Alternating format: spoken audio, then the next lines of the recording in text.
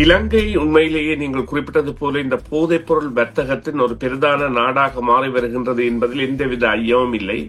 அதனை சமூக அக்கறை உள்ளவர்கள் கூட சில காலமாக தெரிவித்து வருகின்றார்கள். வடக்கு கிழக்கு கூட இவ்வாறான ஒரு பாதிப்பிற்கு உள்ளாகி வருகின்றது. அங்கே உள்ள இளைஞர் யுவதிகள் கூட இவ்வாறான போதைப் பொருட்களுக்கான அடிமைகளாகி வருகின்றனர் என்று செல்லப்படவில்லை.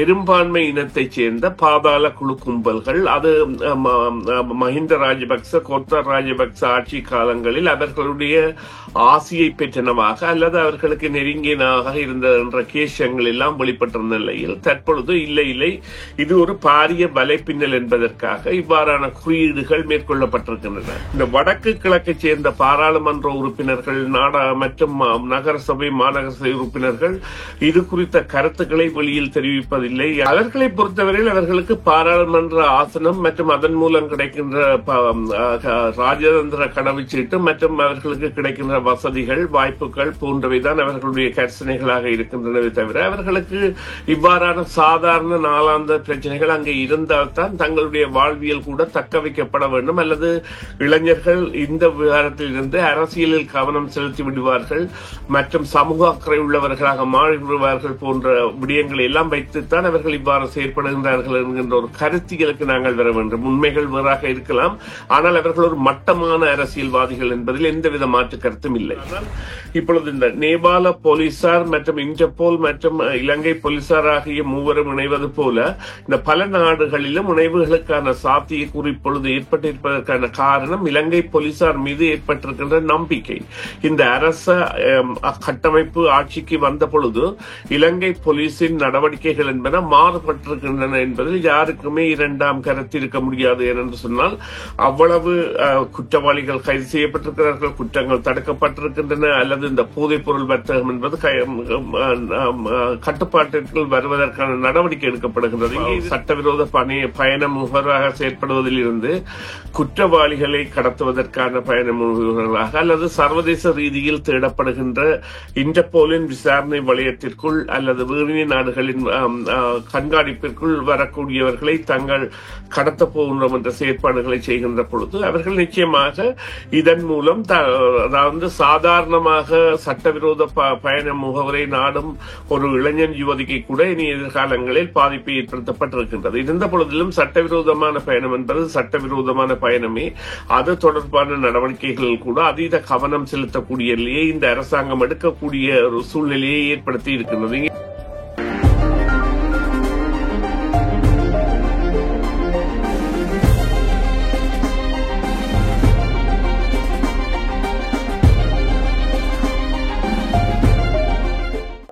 FM 101.3 உங்கள் அனைவரையும் செய்தியின் பின்னணி நிகழ்ச்சியில் சந்திப்பதில் மிக்க மகிழ்ச்சி அடைகின்றோம்.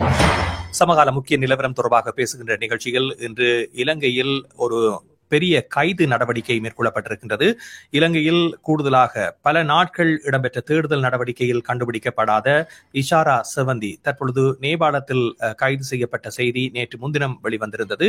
இந்த கைது நடவடிக்கையின் பின்னால் மேலும் பலர் கைது செய்யப்பட்டிருப்பதாக தெரிவிக்கப்படுவதோடு இது ஒரு சர்வதேச வலைப்பின்னல் நடவடிக்கையாக இருக்கக்கூடும் என்ற தகவலையும் கண்காணிப்பாளர்கள் தற்பொழுது வெளியிட்டிருக்கின்றார்கள். இது மட்டுமல்லாமல் இந்த கைது நடவடிக்கையின் மூலமாக மேலும் பல்வேறு தகவல்கள் வெளிவரும் என்ற எதிர்பார்ப்பை தற்பொழுது இலங்கை காவல்துறையினர் வெளியிட்டிருக்கின்றனர். குறிப்பாக புலனாய்வு நடவடிக்கையில் பல பிரச்சனைகளை ஏற்படுத்தக்கூடிய நடவடிக்கைகளுக்கு தீர்வு முன்வைக்கப்படக்கூடிய ஒரு சந்தர்ப்பத்தை இது ஏற்படுத்தி இருப்பதாக தெரிவிக்கப்படுகிறது. அதே நேரத்தில் இந்த கைது நடவடிக்கையின் மூலமாக இதில் யாழ்ப்பாணத்தைச் சேர்ந்தவர் ஒருவரும் கைது செய்யப்பட்டிருக்கின்ற விடயமானது மேலும் புலம்பெயர் தமிழர்கள் மத்தியில் ஒரு அச்ச நிலையை ஏற்படுத்தி இருப்பதோடு ஏன் ஒரு பாதாள உலக குழுவோடு சம்பந்தப்பட்ட நிலையில் ஒரு யாழ்ப்பாணத்தைச் சேர்ந்தவர் கைது செய்யப்பட்டிருக்கின்றார் என்ற கேள்விகளும் எழுப்பப்படுகின்றன. இது சர்வதேச அரங்கில் தமிழர்களுடைய பெயர்களுக்கு மதிப்பை ஏற்படுத்தக்கூடிய ஒரு செயலாகவும் பார்க்கிறார்கள். இந்த நிலையில் இது குறித்து தான் இன்றைய நிகழ்ச்சியில் பேச இருக்கின்றோம். இப்பொழுது எங்களோடு சுரேஷ் தர்மா இணைந்திருக்கின்றார். அவரை சந்திப்போம். வணக்கம் சுரேஷ். வணக்கம் ராம். வணக்கம் நேயர்களே. ஆமாம், அன்ரோகுமார திசாநாயக்க அரசானது இந்த ஊழலை ஒழிக்கும் நடவடிக்கையில் ஈடுபட்டு வருகின்ற சூழ்நிலையில் பல கைது நடவடிக்கைகள் மேற்கொள்ளப்படுவதை நாங்கள் அறிந்திருக்கின்றோம். இருந்த போதிலும் இந்த ஊழல் நடவடிக்கை ஒருபுறம் இருக்க, பாதாள உலக குழுக்கள், போதைப் பொருள் கடத்தல் போன்ற பல விடயங்கள் இலங்கையில் இன்றும் ஒரு அச்ச சூழ்நிலையை ஏற்படுத்தக்கூடிய ஒரு விடயமாக மாறியிருப்பதோடு அதனை தொடர்ந்து ஒரு முடிக்க முடியாத சூழ்நிலையில் அரசாங்கம் தள்ளாடி கொண்டிருப்பதை பார்க்கக்கூடியதாக இருக்கின்றது. சர்வதேச ஊடகங்களின் கருத்து கணிப்பின் படியிலும் இலங்கையில் ஒரு அசாதாரண சூழ்நிலையை ஏற்படுத்தக்கூடிய விடயமாக இந்த போதைப் பொருள் வர்த்தகம் என்பது இருக்கின்றது. அதனை கட்டுப்படுத்தாத வகையில் அரசாங்கத்தினுடைய செயற்பாடுகள் இருப்பதாகவும் கூறப்படுகிறது. பல்வேறு கைது நடவடிக்கைகள் மேற்கொள்ளப்பட்டாலும் இதனுடைய வலையமைப்பு என்பது மிகப்பெரியதாக இருக்கிறது. இது இலங்கையின் தற்போதைய அபிவிருத்திக்கு ஒரு பாதகமான விடயமாக பார்க்கப்படுகின்ற நிலையில் இந்த விடயத்தை எப்படியாவது முடித்துவிட வேண்டும் என்ற நிலையில் இலங்கை அரசாங்கம் இருக்கின்றது. இந்த இஷாரா செவந்தியினுடைய நடவடிக்கை கூட நாடு கடந்து மேற்கொள்ளப்பட்டதற்கான காரணமாக இது பார்க்கப்படுகிறது. இப்பொழுது ஏற்கனவே கைது செய்யப்பட்டவர்களுடைய தகவலின் அடிப்படையில் நேபாளத்தில் இருந்து இஷாரா செவந்தி கைது செய்யப்பட்டிருக்கின்றார். புதுக்கடை நீதிமன்ற வளாகத்தில் வைத்து படுகொலை செய்யப்பட்ட கணேமுல சஞ்சீவை என்ற நபருடைய பிரதான சந்தேக நபராக, அவருடைய கொலையுடன் தொடர்புடைய பிரதான சந்தேக நபராக இவர் இருக்கின்றார்.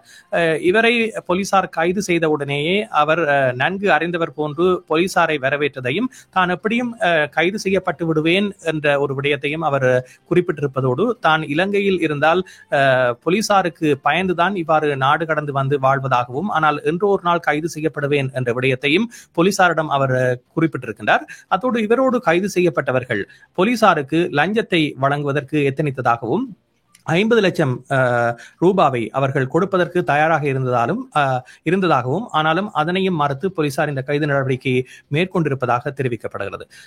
உங்களுடைய பார்வையில் இந்த கைது நடவடிக்கை என்பது எவ்வாறு இடம்பெற்றிருக்கின்றது? இதில் சர்வதேச நாடுகளுடைய ஒத்துழைப்பு இலங்கைக்கு கிடைத்திருக்குமா, அல்லது அண்மையில் கைது செய்யப்பட்ட பாதாள உலக கோஷ்டியோடு சம்பந்தப்பட்டவர்களுடைய கைதில் கிடைக்கப்பட்ட தகவல்களை வைத்து அவர்கள் இந்த நடவடிக்கையை மேற்கொண்டிருக்கிறார்களா? இந்த விவகாரத்தில் ராம் உண்மையிலேயே சர்வதேச போலீசார், இன்டர்போல் மற்றும் ஏனைய நாடுகளின் போலீசாரின் பங்குகள் இலங்கைக்கு தாராளமாக கிடைத்திருக்கின்றன. இலங்கை உண்மையிலேயே நீங்கள் குறிப்பிட்டது போல இந்த போதைப் பொருள் வர்த்தகத்தின் ஒரு பிரதான நாடாக மாறி வருகின்றது என்பதில் எந்தவித ஐயமும் இல்லை. அதனை சமூக அக்கறை உள்ளவர்கள் கூட சில காலமாக தெரிவித்து வருகின்றார்கள். வடக்கு கிழக்கு கூட இவ்வாறான ஒரு பாதிப்பிற்குள்ளாகி வருகின்றது. அங்கே உள்ள இளைஞர் யுவதிகள் கூட இவ்வாறான போதைப் பொருட்களுக்கான அடிமைகளாகி வருகின்றனர் என்று. அத்தோடு நீங்கள் குறிப்பிட்டு பார்த்தீர்களானால் ஐக்கிய நாடுகள் அவைக்கு வந்த அனுராதேச குமாரநாயக்கா இன பிரச்சினை பற்றிய எந்தவித குறிப்பிடலையும் தனது உரையில் நிகழ்த்தாத பொழுதும், இந்த உலகம் போரிடுவது போல தாங்களும் போரிட வேண்டிய நிலைக்கு தள்ளப்பட்டிருக்கின்றோம் போதைப் பொருளுக்கு எதிராக, தங்களது முதலாய எதிரி போதைப் பொருள் தான் என்பதையும் குறிப்பிட்டிருந்தார். அதைவிட இந்த ஆண்டுதான் இலங்கையில் அதி அழகு பிரிவிலான இந்த போதைப் பொருட்கள் கைப்பற்றப்பட்ட ஆண்டாகவும் இருக்கின்றது என்றால், அவ்வளவு போதைப் பொருட்கள் கைப்பற்றப்பட்டிருக்கின்றன. குறிப்பாக 3 பாரவூர்தி வாகன சாரதிகள் தங்களுடைய வாகனங்களில் போதைப் பொருட்கள் அதீதமாக அந்த பொடி செஸ் எனப்படுகின்ற இடங்களில் மறைத்து வைக்கப்பட்டு கடத்தி செல்வதாக இருந்தாலும், அவர்கள் தங்களுடைய அந்த போக்குவரத்தின் பொழுது போதைப் பொருளை பாவித்து 3 பேரும் மரணம் அடைந்து விட்டார்கள் தங்காலையில். அதன் பொழுது கைப்பற்றப்பட்ட போதைப் பொருள் என்பது இலங்கை வரலாற்றிலேயே கைப்பற்றப்பட்ட அதிக அளவிலான போதைப் பொருளாக இருக்கின்றது. அத்தோடு இந்த கைதுகள் என்பன துபாய், இந்தோனேஷியா போன்ற நாடுகளில் எல்லாம் இடம்பெற்ற பொழுது இன்டர்போலினதும் போலீசாரினதும் பங்களிப்பு என்பது அங்கே இருந்ததை நாங்கள் தாராளமாக இருந்ததை காணக்கூடியதாக இருந்தது. இந்த வகையில் தான் இந்த விவகாரத்திற்கான தொடர் வலைப்பின்னல் என்பது கண்டறியப்பட்டு அவர்கள் மீதான நடவடிக்கைகள் என்பன மேலதிகமாக ஆக்கப்பட்டு வருகின்றன. குறிப்பாக ஒரு விடயத்தை கவனிக்க வேண்டும். அங்கே போதைப் பொருட்களை குறைப்பதற்கான நடவடிக்கைகளில் அந்த போதைப் பொருள் வியாபாரிகள், பாவனையாளர்களை கைது செய்த போன்றவற்றில் இந்த அரசாங்கம் மிகவும் தீவிரமாக ஈடுபட்டது என்பது உண்மையான விடயம். இங்கே ஒரு விடயம் இருக்கின்றது என்னவென்றால், உல்லாச பயணத்துறையில் அதீதமான பயணிகளை கவர்கின்ற இலங்கையில் போதைப் பொருள் வியாபாரம் என்பது டாலர்களிலேயே நடைபெறக்கூடிய சாத்தியக்கூறு மிகவும் மிகவும் அதிகமாக இருக்கின்றது. எனவே அவர்கள் உள்ளூர் சந்தையில் சாதாரணமாக விற்பதை விட வெளிநாட்டவர்களுக்கு பல மடங்கு பணத்திற்கு விற்பதால் அவர்கள் பணம் பார்ப்பதில் மிகவும் துரிதமாக நன்மை அடையக்கூடிய ஒரு தரப்பாக தங்களை அடையாளப்படுத்திக் கொண்டு செயற்பட்ட நிலையில் தான் இவ்வாறான கைதுகள் இடம்பெற்றிருக்கின்றன.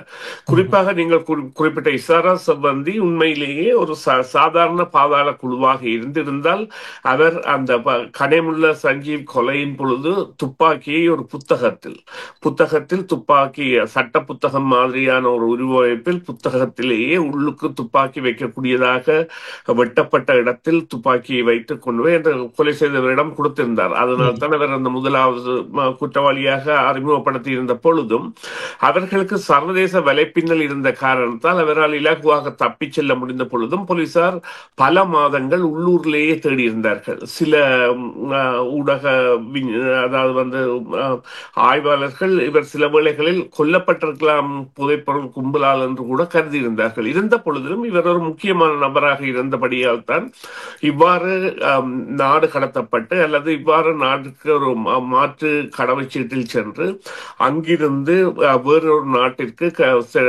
செல்கின்ற பொழுது கைப்பற்றப்பட்டிருக்கின்றார்.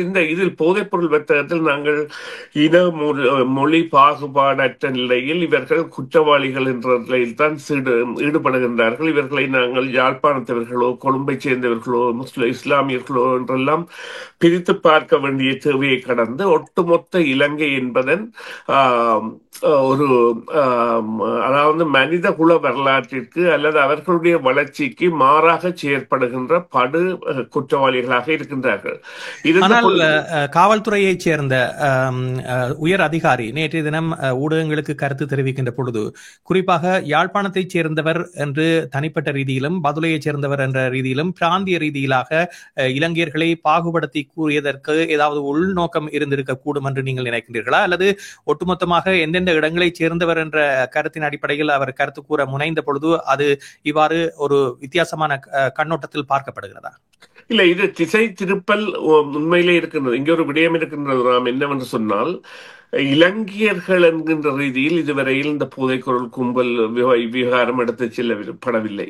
பெரும்பான்மை இனத்தைச் சேர்ந்த பாதாள குழு கும்பல்கள், அது மஹிந்த ராஜபக்ச கோத்தர் ராஜபக்ச ஆட்சி காலங்களில் அவர்களுடைய ஆசியை பெற்றனவாக அல்லது அவர்களுக்கு நெருங்கியனாக இருந்த என்ற கேஷங்கள் எல்லாம் வெளிப்பட்டிருந்த நிலையில் தற்பொழுது இல்லை இது ஒரு பாரிய வலைப்பின்னல் என்பதற்காக இவ்வாறான குறியீடுகள் மேற்கொள்ளப்பட்டிருக்கின்றன.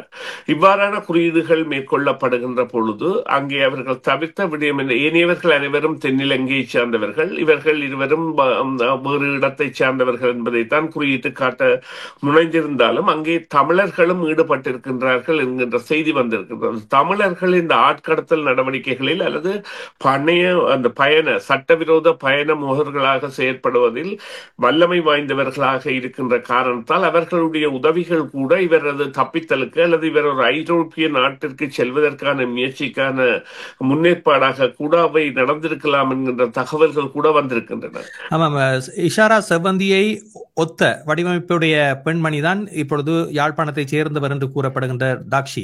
இவர் சாகச்சேரியை சொந்த இடமாக கொண்டவர் என்ற ஒரு தகவல் வெளிவந்திருப்பதோடு ஐரோப்பிய கடவுச்சீட்டை அவருக்கு மாற்றி அவரை வெளிநாட்டுக்கு கொண்டு செல்வதற்கான முயற்சியில் ஈடுபட்டதாகவும் தெரிவிக்கப்படுகிறது. இந்த நிலையில் அறிந்தோ அறியாமலோ இவ்வாறான பயண முகவர்களாக செயற்படுபவர்களுடைய எதிர்கால நடவடிக்கைகளுக்கு எவ்வாறான பாதிப்பு ஏற்படும் என்று நீங்கள் கருதுகிறீர்கள்? ஏனென்றால் இலங்கையில் தொடர்ந்து இவ்வாறான பயண முகவர்கள் செயற்பட்டு வருகிறார்கள். அனுர அரசாங்கத்தினுடைய நடவடிக்கையில் இந்த போதைப் பொருள் ஒழிப்பு என்ற நடவடிக்கையில் மேலும் என்னென்ன விடயங்களை கட்டுப்படுத்துவதற்கு அரசாங்கம் முயற்சிக்கும் என்று நீங்கள் கருதுகிறீர்கள்?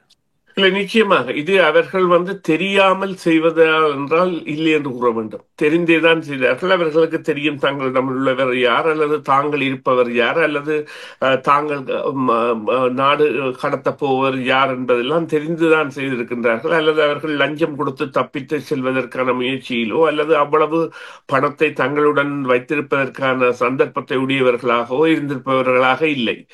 எனவே இது குற்றவாளிகள் என்கின்ற பட்டியலில் அவர்கள் இப்பொழுது தங்களை இட்டு சென்றிருக்கின்றார்கள். ஒரு சாதாரண ஒரு சட்டவிரோத பயண முகவராக செயற்படுவதில் இருந்து குற்றவாளிகளை கடத்துவதற்கான பயண முகவர்களாக அல்லது சர்வதேச ரீதியில் தேடப்படுகின்ற இன்டர்போலின் விசாரணை வளையத்திற்குள் அல்லது வேறு நாடுகளின் கண்காணிப்பிற்குள் வரக்கூடியவர்களை தங்கள் கடத்த போகின்றோம் என்ற செயற்பாடுகளை செய்கின்ற பொழுது அவர்கள் நிச்சயமாக இதன் மூலம் அதாவது சாதாரணமாக சட்டவிரோத பயண முகவரை நாடும் ஒரு இளைஞன் யுவதிக்கு கூட இனி எதிர்காலங்களில் பாதிப்பு ஏற்படுத்தப்பட்டிருக்கின்றது. இருந்த பொழுதிலும் சட்டவிரோதமான பயணம் என்பது சட்டவிரோதமான பயணமே. அது தொடர்பான நடவடிக்கைகள் கூட அதீத கவனம் செலுத்தக்கூடியலையே இந்த அரசாங்கம் எடுக்கக்கூடிய ஒரு சூழ்நிலையை ஏற்படுத்தி இருக்கின்றது. இங்கே குறிப்பாக பார்த்தீர்களானால் இப்பொழுது இந்த நேபாள போலீசார் மற்றும் இன்டர்போல் மற்றும் இலங்கை போலீசார் ஆகிய மூவரும் இணைவது போல இந்த பல நாடுகளிலும் இணைவுகளுக்கான சாத்தியக்கூறு இப்பொழுது ஏற்பட்டிருப்பதற்கான காரணம் இலங்கை போலீசார் மீது ஏற்பட்டிருக்கின்ற நம்பிக்கை.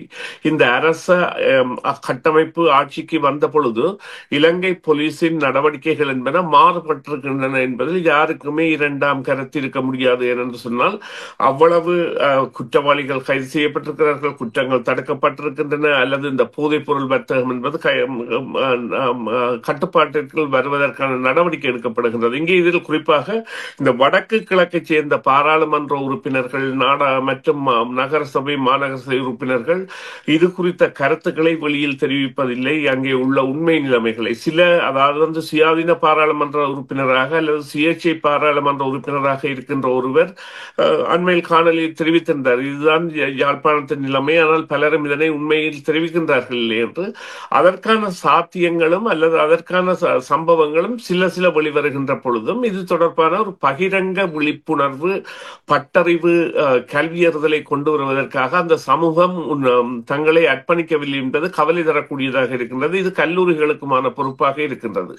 ஆரம்ப காலகட்டத்தில் இந்த போதைப்பொருள் பாவனை வடக்கு கிழக்கில் அதிகரித்த பொழுது இலங்கை அரசாங்கம் திட்டமிட்டே இவ்வாறான போதைப்பொருள் பாவனையை வடக்கு கிழக்குக்கு அறிமுகப்படுத்துகின்றது. இதில் படையினரும் சம்பந்தப்பட்டிருக்கின்றார்கள் என்ற தகவல் எல்லாம் வெளிவந்தது. ஆனால் இப்பொழுது புதிய அரசாங்கம் பதவியேற்றிருக்கின்ற பொழுது இந்த போதைப் பொருள் ஒழிப்பு என்பது தொடர்ந்தும் ஒரு எட்டாக்கனியாகத்தான் இருக்கின்றது, ஒரு சவால் நிறைந்த பணியாக இருக்கின்றது. இதனை முழு நாட்டுக்கும் பொதுவான முறையில் அனுர அரசாங்கம் கையாளும் என்று நீங்கள் கருதுகிறீர்களா, அல்லது இதிலும் அரசியல் பொதிந்திருக்கிறதா?